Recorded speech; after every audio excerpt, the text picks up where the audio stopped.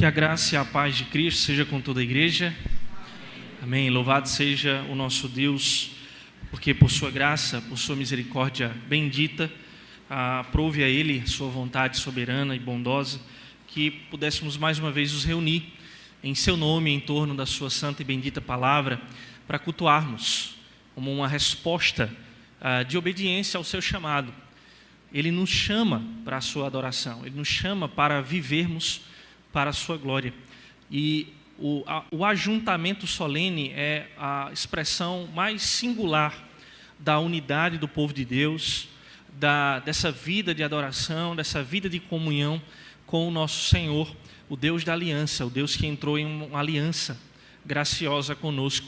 E nós podemos nos apegar e confiar às promessas de Deus, à aliança de Deus, que durará por toda a eternidade e não pode falhar. Louvado seja o nosso Deus por isso. Vamos abrir as Escrituras no Evangelho de Mateus, Evangelho de Jesus Cristo, segundo escreveu o evangelista Mateus, capítulo 18.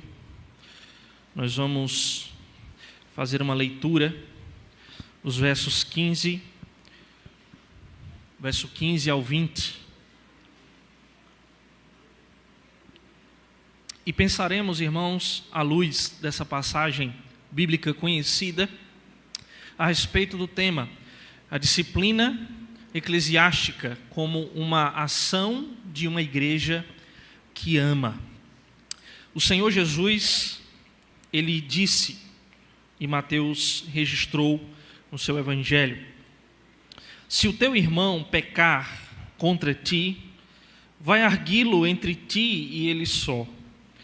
Se ele te ouvir, ganhaste a teu irmão. Se, porém, não te ouvir, toma ainda contigo uma ou duas pessoas, para que pelo depoimento de 2 ou 3 testemunhas toda a palavra se estabeleça. E se ele não os atender, dize-o à igreja. E se recusar a ouvir também a igreja, considera-o como gentil e publicano. Em verdade vos digo que tudo que ligardes na terra terá sido ligado nos céus, e tudo que desligardes na terra será sido desligado nos céus. Em verdade também vos digo que se 2 dentre vós sobre a terra concordarem a respeito de qualquer coisa que porventura pedirem, ser-lhe-ás concedida por meu Pai que está nos céus. Porque onde estiverem 2 ou 3 reunidos em meu nome, ali eu estou no meio deles. Vamos mais uma vez orar? Senhor Deus e Pai, nós te louvamos por esse momento da tua palavra e mais uma vez oramos, pedindo a iluminação do teu Espírito, a direção do Senhor, para que por meio da palavra que foi lida, que será, ó Deus, exposta, explicada, que o Senhor edifique aqui a tua igreja reunida. Em teu nome, ó Deus, para a glória do Senhor, nós oramos. Amém e amém. Irmãos, sobre a nossa luta contra o pecado, a palavra de Deus, ela nos traz alguns alertas para que possamos compreender a natureza da nossa luta contra o pecado. A palavra de Deus, ela nos faz alguns alertas. Ela nos traz algumas verdades. Primeiro, crentes redimidos continuam pecadores. Então nós cremos que, embora tenhamos sido alcançados pela graça de Deus, pelo Evangelho, termos os nossos pecados perdoados na cruz do Calvário, termos sido libertos da escravidão, limpos pelo agir do Espírito em nossas vidas, nós continuamos ainda como pecadores. O texto que comumente nós lemos aqui nas nossas liturgias, o texto da primeira carta de João, capítulo 1, versículo 8, diz que se alguém disser que não tem pecado, ele se faz mentiroso, e a palavra de Deus não está nele.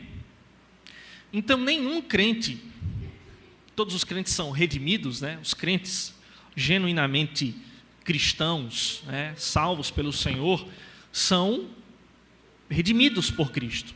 mas nenhum crente pode dizer que não tem pecado. Então isso nos dá um alerta, que nós, enquanto crentes, enquanto cristãos, passaremos toda a nossa vida lutando contra o pecado.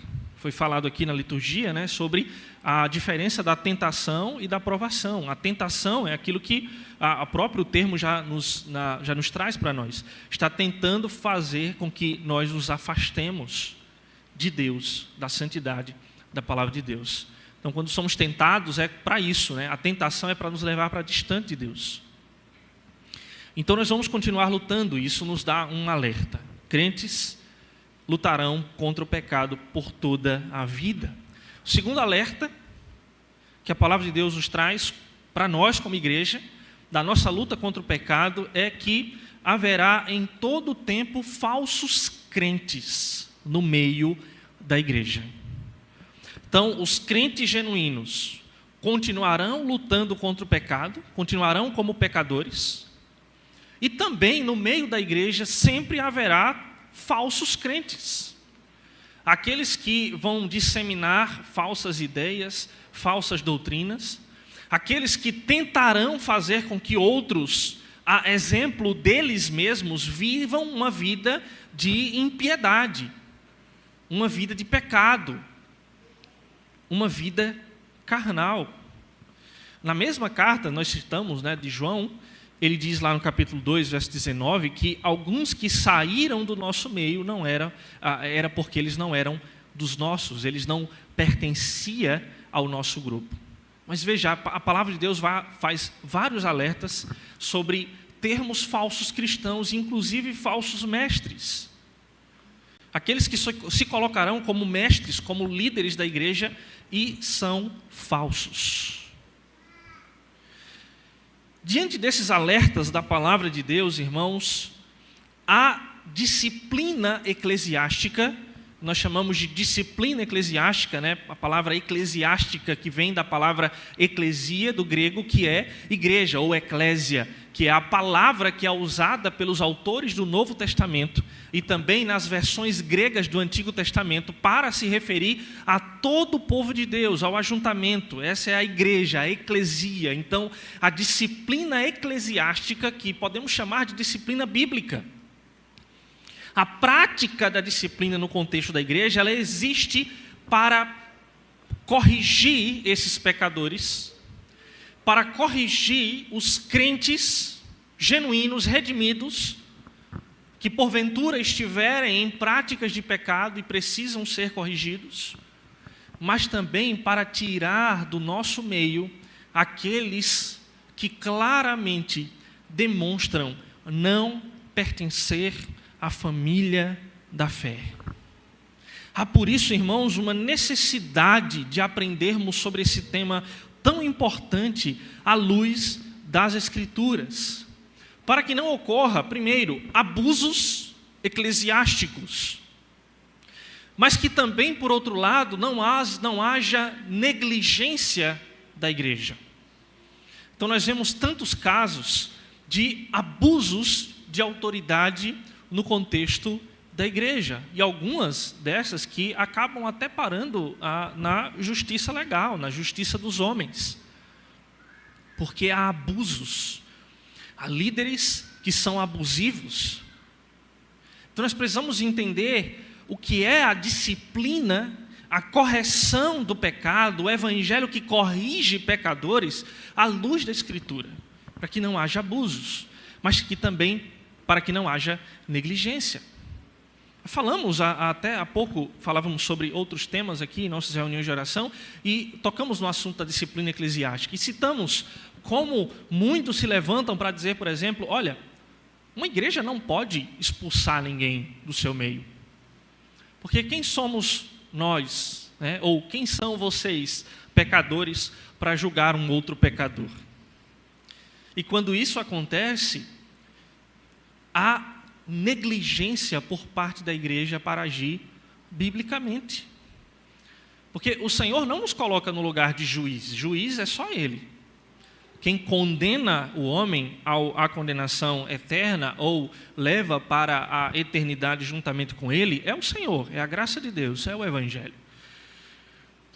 Mas nós somos chamados, como disse Jesus Cristo, para julgar segundo a reta justiça, não segundo a aparência, não segundo as nossas próprias ideias, mas segundo a reta justiça, que é a lei, que é a palavra de Deus. Então, para que não incorramos em abusos ou negligência, nós precisamos aprender a respeito desse tema à luz das Escrituras. Nas palavras de Jesus, irmãos, registradas no Evangelho de Mateus, ele mesmo nos orienta como a disciplina deve acontecer. E eu gostaria, irmãos, que isso ficasse muito claro para nós a partir desse texto. A disciplina eclesiástica, observe o nome, no contexto da eclesia, da eclésia, da igreja, é uma responsabilidade de todos. O Senhor nos ensina isso nessa passagem. A disciplina eclesiástica, e nós vamos ver os propósitos e os benefícios disso para a igreja, à luz da Escritura, mas antes de mais nada, precisamos entender, na orientação do nosso Senhor, do nosso Mestre, que a disciplina é uma responsabilidade de toda a igreja. Primeiro, de cada indivíduo, ou de cada membro individualmente. Veja que a passagem, ela começa assim: se o teu irmão pecar contra ti, e aqui há uma curiosidade que os irmãos talvez já tenham ouvido por muitas vezes, que todas as vezes que você encontra em uma passagem bíblica uma frase ou uma palavra entre colchetes, como está aí nas versões que nós usamos em português, é porque essa expressão contra ti, ela não é encontrada em manuscritos mais antigos. Então, a crítica textual, que é uma ferramenta que os estudiosos da Escritura usam para chegar mais próximo, às traduções mais próximas do texto original, esse é um dos recursos. Talvez lançar uma dúvida sobre se essa expressão ela está nos textos originais ou se ela foi colocada por um copista, por um tradutor, alguém, não um tradutor, mas um copista. A Bíblia, no contexto ali dos primeiros séculos, eram copiadas muitas vezes, porque o texto ele podia se perder, então ele era copiado. E alguma dessas variantes textuais, são chamadas de variantes textuais, elas aparecem assim entre colchetes para trazer para nós a ideia que talvez essa expressão ela não esteja no texto original. Antes que você diga assim: nossa, adulteraram a Bíblia, corramos para as montanhas, fujamos, meu Deus, nossa fé foi por água abaixo.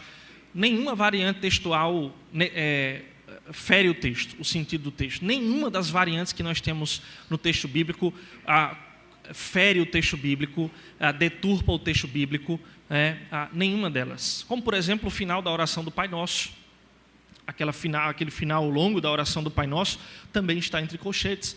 Talvez o copista ali, quando foi copiar a oração do Pai Nosso, se empolgou tanto que colocou ali o que ele queria também. Amém, glória a Deus, toda honra, toda glória ao Senhor. Então essa expressão, ela talvez não esteja nos textos originais, mas isso não muda o sentido do texto. Porque seja o pecado contra ti, ou simplesmente um pecado cometido, a responsabilidade de cada crente é aquilo que o Senhor Jesus diz aqui: vai arguí-lo, vai corrigi-lo entre ti e ele só. Então, irmãos, a responsabilidade de cada membro com o irmão faltoso. Já falamos talvez aqui em outras ocasiões que no contexto da disciplina eclesiástica, do evangelicalismo brasileiro, se compreende errado o que significa disciplina eclesiástica.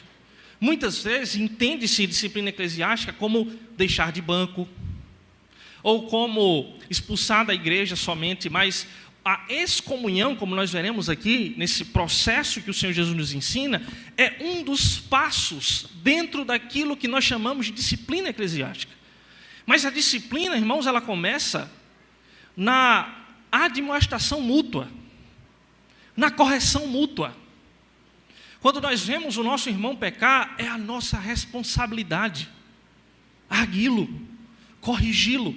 E se nós não fazemos, estamos agindo de modo contrário à ordem e à orientação do nosso Senhor.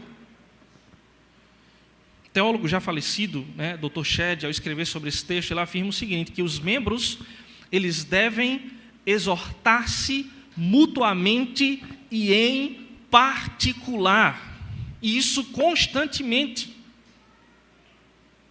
A disciplina, ela começa aqui, quando cada membro da igreja, do corpo, individualmente entende-se como responsável pela vida espiritual, pela santidade do outro também, do meu irmão. Talvez você já tenha ouvido a ideia de que a salvação ela é individual, Esse é um jargão evangélico, De fato, você não vai agarrar na mão do seu filho e levar ele para o céu à força, porque você está segurando na mão dele. Então, a responsabilidade de crer no evangelho é de cada um. Porém, irmãos, embora não sejamos responsáveis pela salvação dos nossos irmãos, mas nós somos responsáveis por manter a santidade e a pureza no contexto da igreja, porque todos nós somos membros uns dos outros, e quando um membro sofre, todo o corpo sofre também. Então, o processo, o Dr. Shedd comenta, os membros eles devem exortar-se mutuamente e em particular. Outros membros podem ser consultados e devem ser, nós vamos ver aqui no segundo passo que o Senhor Jesus nos ensina. E só no caso de não haver arrependimento é que o caso deveria ser encaminhado às autoridades da igreja. Mas a gente geralmente pula etapas, A gente geralmente pula etapas. Por quê? Não, eu não sou responsável por ele. O pastor é. O conselho é. Não eu. Você não disse que é membro de um corpo em que tem muitos membros? E que o dito cujo é membro desse mesmo corpo? Ou não? Mas nós devemos agir sempre, como veremos, na esperança de que de que o irmão faltoso é membro do corpo. E ele precisa ser corrigido. E então, depois dessa correção, dessa compreensão de que cada membro individualmente é responsável e deve exortar os irmãos faltosos, aí o texto nos fala sobre o envolvimento de pelo menos 2 testemunhas nesse processo. Irmãos, o que o Senhor Jesus nos ensina aqui, quando ele fala assim, se porém não te ouvir, no verso 16, toma ainda contigo 1 ou 2 pessoas, para que pelo depoimento de 2 ou 3 testemunhas, toda palavra se estabeleça. Jesus tira isso de onde? Jesus tira isso da lei. Esse princípio, ele traz a justiça ao processo de correção de irmãos faltosos no contexto da igreja. Por exemplo, os irmãos estiverem aí, coloquem Deuteronômio 19:15. Jesus aqui ele faz uma citação da lei. Deuteronômio 19:15, é o que está escrito aí. Uma só testemunha não se levantará contra alguém por qualquer iniquidade ou por qualquer pecado, seja qual for que cometer. Pelo depoimento de 2 ou 3 testemunhas se estabelecerá o fato. Esse princípio da lei, irmãos, ele visa resguardar esse processo, proteger o processo. Veja que o contexto, os irmãos podem fazer isso em casa e ler, estudar o capítulo de Deuteronômio, os versículos que estão ali no contexto. E no contexto vai ser Moisés, ali o autor de Deuteronômio, ele vai falar sobre falso testemunho. O que é falso testemunho, irmãos? É dizer que alguém fez algo sem ele ter feito, Então é levantar falso contra alguém. E a Bíblia ela leva muito a sério isso. Inclusive, é um dos 10 mandamentos. É um dos 10 mandamentos. Não dirás falso testemunho, não levantarás falso testemunho contra o teu próximo. Para entendermos quão a lei leva a sério o falso testemunho. Então esse processo que o Senhor Jesus usa aqui, de depois da correção individual, ele falar de uma correção com mais testemunhas, é para resguardar o processo e proteger tanto o faltoso quanto aquele que está tratando a falta. Porque se o queixoso não puder sustentar a sua queixa ou a sua denúncia, ele poderá ser culpado de falso testemunho. Então isso visa resguardar quem está na linha de frente, né? Quem decidiu se responsabilizar pelo irmão, corrigir o irmão e dizer, olha, eu vou até as últimas consequências bíblicas, orientações bíblicas, para que esse pecado, essa prática seja corrigida. Então as testemunhas resguardam o processo. Então veja que todo o processo de correção no contexto da igreja deve ser um processo justo, reto, responsável.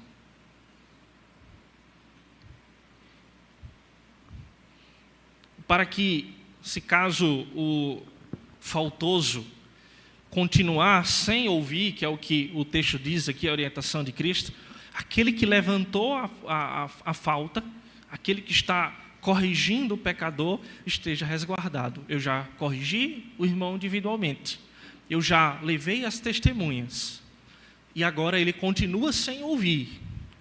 Agora isso vai ser levado à igreja. Só após isso é então responsabilidade da igreja, como detentora das chaves do reino dos céus, decidir pela excomunhão ou não do pecador impenitente. O verso 17 então diz assim: e se ele não os atender quem? Agora o irmão que foi arguí-lo individualmente, agora com as testemunhas. Mas se ele não os atender, dize-o à igreja. E se recusar a ouvir também a igreja, considera-o como gentio e publicano. Então veja, o último passo é conduzir o irmão faltoso à igreja.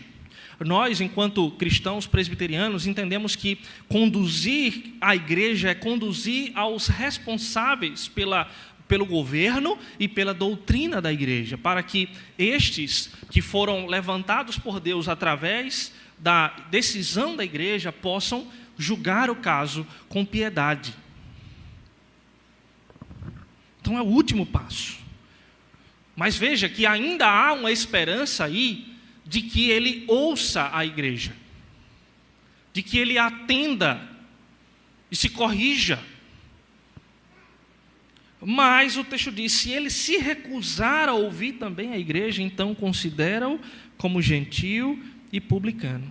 E aí, irmãos, os versos 18 em diante, eles corroboram essa ideia de que a igreja agora, como detentora das chaves do reino dos céus, decide pela excomunhão ou não desse pecador impenitente. Se o processo já foi todo passado, e esse irmão continua sem atender e continua na sua prática de pecado, né, o pecador impenitente, aquele que não é corrigido, não aceita a correção, então Jesus diz, considera-o como gentio e publicano. E aí ele começa a dizer, em verdade vos digo, que tudo que ligardes na terra, terá sido ligado nos céus. E tudo que desligardes na terra, terá sido desligado nos céus.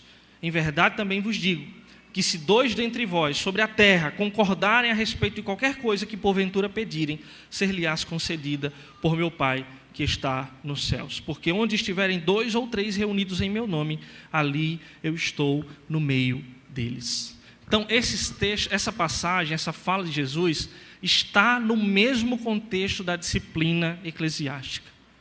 Primeiro, o Senhor Jesus está repetindo as palavras que ele usou no capítulo 16, quando ele falou a Pedro que ele receberia as chaves do reino dos céus, e o que ligardes na terra terá sido ligado no céu, o que desligardes na terra terá sido desligado no céu. O que isso nos ensina, irmãos? A natureza do governo, do poder da igreja. A igreja, como corpo de Cristo, a igreja como a instituição divina, estabelecida pelo próprio Cristo, recebeu de Cristo a autoridade para ligar e desligar alguém do reino dos céus. Por isso, os nossos pais reformados, eles diziam, não há possibilidade ordinária de salvação fora da igreja. Falei acerca disso no último sermão que expus aqui com os irmãos. Fora da igreja, não há possibilidade ordinária de salvação. Por quê? Porque a igreja é o corpo de Cristo. Então o Senhor estabelece a igreja, estabelece as autoridades sobre a igreja, para que essas autoridades ajam conforme o Evangelho, conforme a palavra. E o Evangelho, ele corrige, o Evangelho, ele confronta. E se alguém que diz pertencer ao corpo de Cristo não muda a sua conduta, então Jesus diz, olha, ele não ouviu, agora considera-o como gentil e publicano, ou seja, não pertencente mais à família da fé, ao rebanho.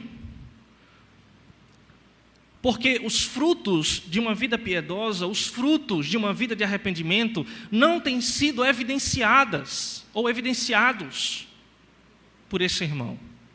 Inclusive no próprio processo de não ouvir a correção. Então a igreja tem essa autoridade, dada pelo próprio Cristo.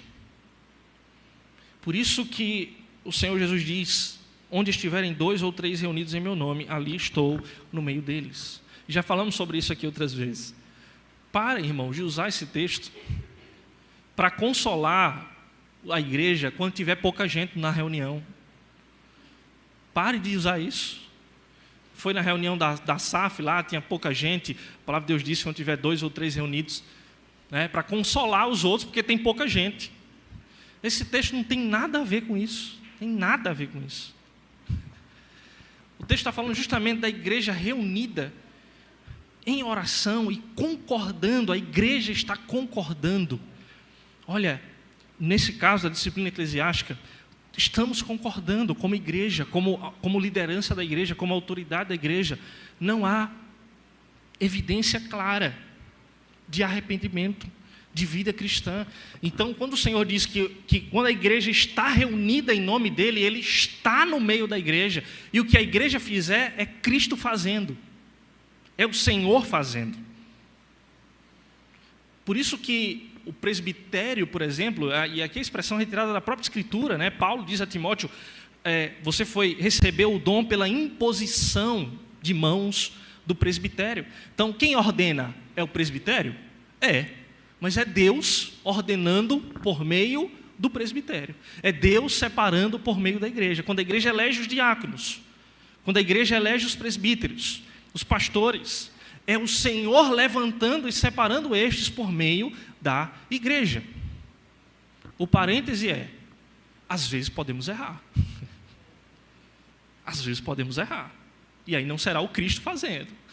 Será o Cristo, o Senhor, na sua soberania, permitindo que nós tomemos decisões equivocadas dentro dos seus eternos e desígnios propósitos, que muitas vezes nós não entendemos. Mas essa é a exceção. A regra é, se há uma igreja cristã, se estão reunidos em nome de Cristo, se estão buscando fazer tudo em conformidade com a palavra, então o Senhor está agindo por meio da igreja, porque a igreja é o corpo de Cristo. Então, o último passo, e veja, eu repito isso, a disciplina não está somente aqui. Esse é o último passo da disciplina que começou no versículo 15. Vai arguí-lo entre ti e ele só. Aqui começou a disciplina. Aqui começou a correção. Processo de purificação, de santidade, de busca por fazer aquilo que o Senhor mesmo nos ordena na sua palavra. Então, lá no final, a igreja, como essa detentora das chaves, da autoridade espiritual sobre essa terra, tem poder para dizer, olha, você agora pertence a nós. Batizemos em nome do Pai, do Filho, você agora é um crente. Mas também de dizer, você é gentil e publicano. Ou como disse o apóstolo Paulo em 1 Coríntios capítulo 5, entrega a Satanás. Essa expressão é forte.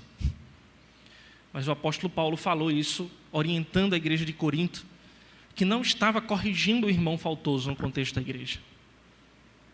E ele diz: vocês estão sendo negligentes. Entrega ele a Satanás. Mas ainda assim, eu repito, com a esperança de que ainda houvesse, aí o texto, entrega Satanás para a destruição da carne, a fim de que o espírito seja salvo no dia do Senhor Jesus. É uma expressão um tanto quanto complexa.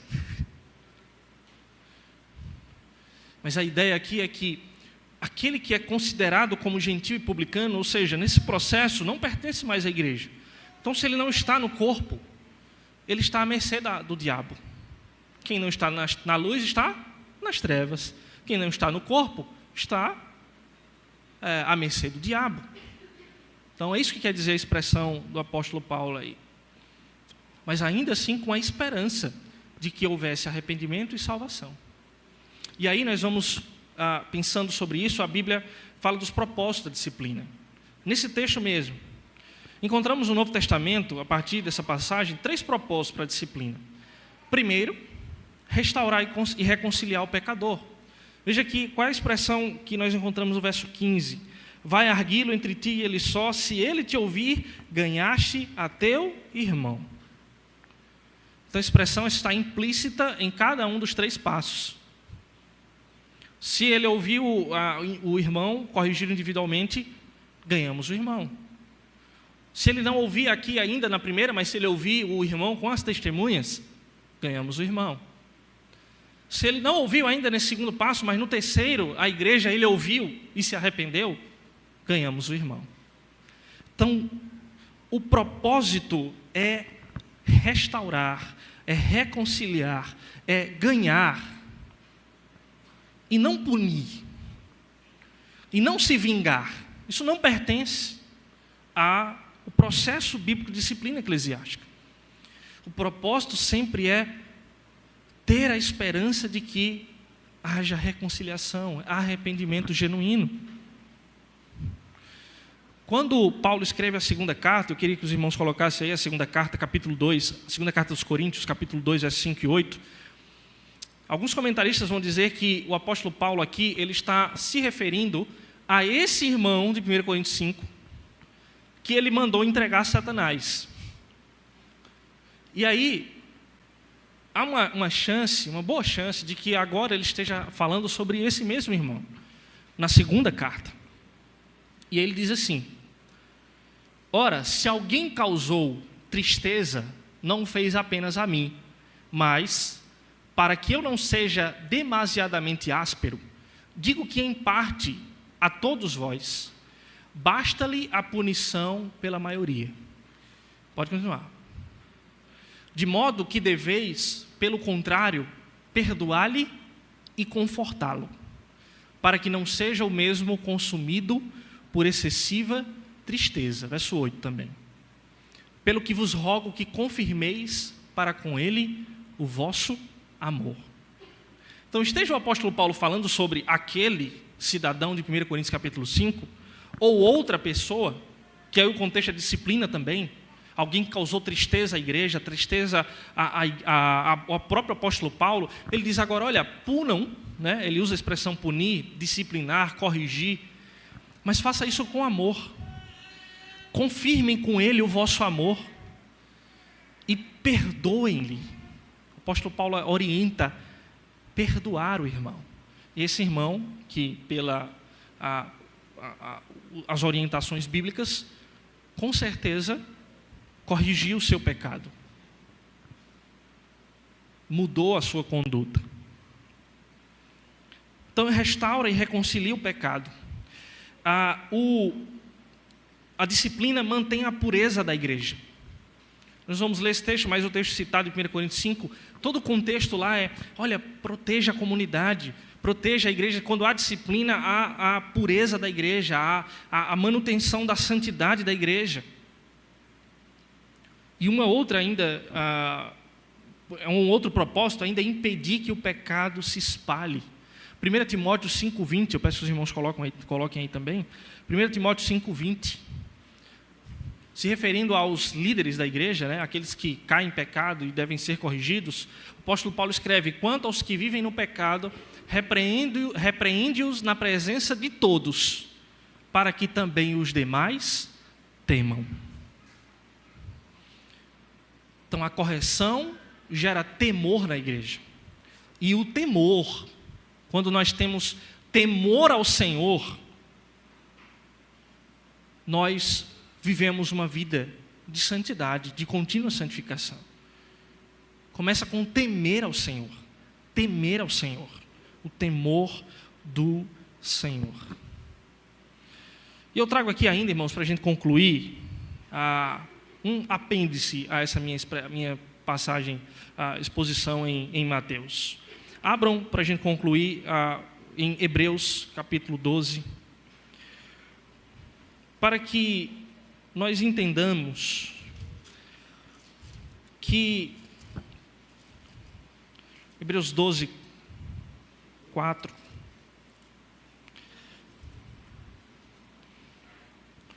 que quando nós, como igreja, fazemos aquilo que o Senhor nos orientou, nós devemos fazer a semelhança de como o Senhor age, como que o Senhor nos disciplina. O autor aos Hebreus, no capítulo 12, verso 4 em diante, ele nos ensina, dizendo o seguinte: ora, na vossa luta contra o pecado, ainda não tendes resistido ao teu sangue, e estáis esquecidos da exortação que como a filhos discorre convosco.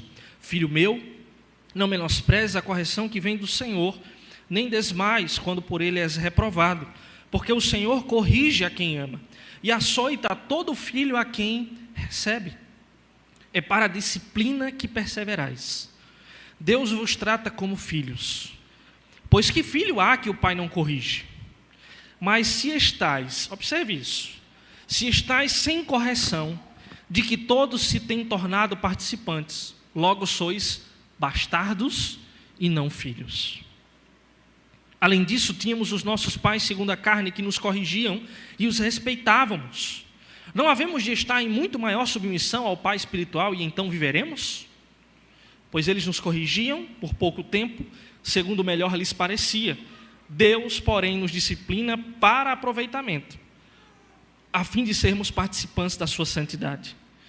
Toda disciplina, com efeito, no momento não parece ser motivo de alegria, mas de tristeza.